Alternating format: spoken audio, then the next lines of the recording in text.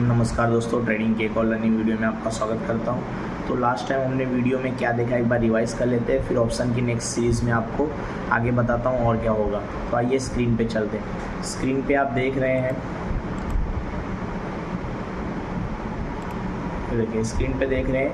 अगर मान लीजिए निफ्टी कहाँ चल रहा है, एक मिनट एग्जांपल लेते हैं। निफ्टी कहाँ चल रहा है 20,000 पे। हम एग्जांपल लेते हैं, निफ्टी 20,000 पे चल रहा है।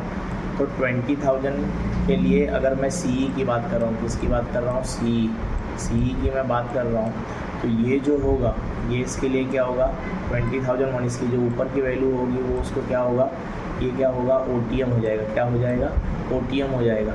और इसके अंदर जो रहेगा, इसके पहले की जो वैल्यू कॉल के लिए जो होगा वो क्या हो जाएगा, आईटीएम हो जाएगा।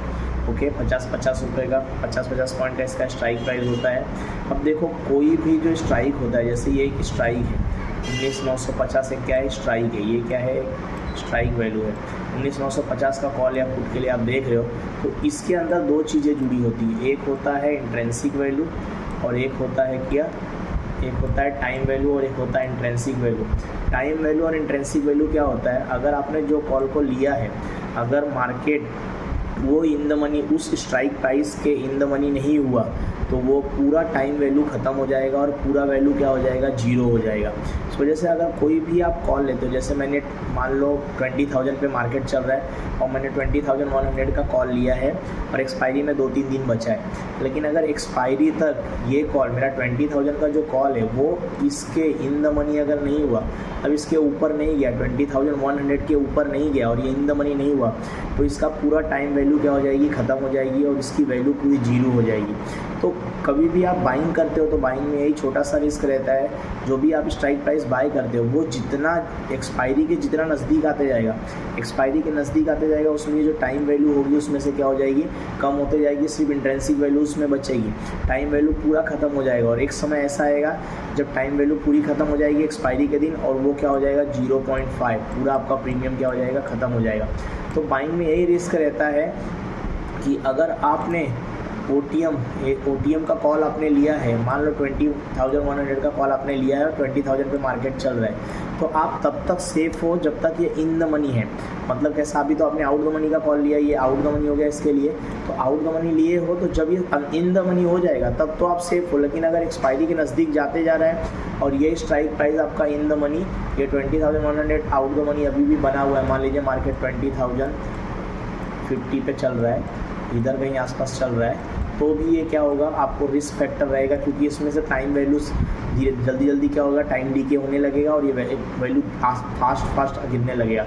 मान लो आपने 100 रुपये पे बाई किया था, तो जैसे जैसे टाइम बीतते जाएगा उसकी वैल्यू क्या होती जाएगी, घटते जाएगी, घटते अगर वो इन द मनी एक्सपायरी तक नहीं हुआ तो ये पूरा वैल्यू 0.5 मतलब बंद होते होते कितना, 0 रुपया हो जाएगा। मतलब आपने जो भी प्रीमियम खरीदा रहेगा उसकी वैल्यू पूरी क्या हो जाएगी, 0 हो जाएगी। तो कॉल अगर आप बाय करते हो या पुट बाय करते हो, पुट बाय करोगे तो वो इन द मनी होना चाहिए, कॉल बाय करते हो तो इन द मनी होना चाहिए। अगर एक्सपायरी तक वो चीज़ें इन द मनी नहीं होती, एक्सपायरी तक वो इन द मनी नहीं होगा तो उसकी पूरी टाइम वैल्यू ख़त्म हो जाएगी और वो थीटा डीके उसको खा जाएगा, वो पूरा 0 हो जाएगा। तो एटीएम ओटीएम आईटीएम क्या है मैंने आपको बता दिया। जैसे एग्जांपल लेके 20,000 का अगर स्ट्राइक चल रहा है तो उसके लिए जो आउट द मनी होगा उसके बाहर, कॉल के लिए आउट द मनी क्या होगा 20,100 और कॉल के लिए इन द मनी क्या होगा 19,950। पुट के लिए अगर देखा जाए तो ये इन द मनी हो जाएगा और ये क्या हो जाएगा, आउट द मनी हो जाएगा। ठीक उसी का उल्टा होता है, ये मैंने लास्ट वीडियो में आपको सिखाया।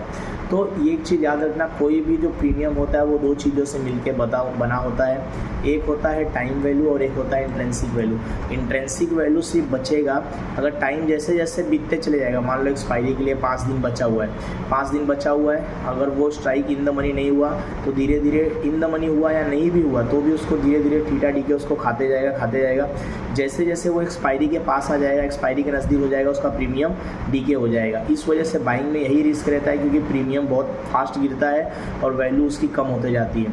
तो बाइंग में आपको यही रिस्क लेना पड़ेगा। इन द मनी के कॉल्स को अगर लेना है तो आपका व्यू ऐसा होना चाहिए कि जो आपने कॉल लिया है वो मार्केट बंद होने से पहले या तो एक्सपायरी होने से पहले वो इन द मनी या डीप इन द मनी हो जाए, तभी आपको प्रीमियम का फ़ायदा मिलेगा। नहीं तो डी के हमेशा आपको खाता रहेगा। अगर मान लो मार्केट ऐसे ऐसे भाग रहा है और उसके बाद ये थोड़ा सा रिट्रेसमेंट किया, फिर भागा यहाँ टाइम पास करके, तो यहाँ आपकी पूरी वैल्यू क्या हो जाएगी, टाइम वैल्यू पूरा खा जाएगा। थीटा डी के यहाँ पूरी प्रीमियम को क्या करेगा, आधा कर देगा।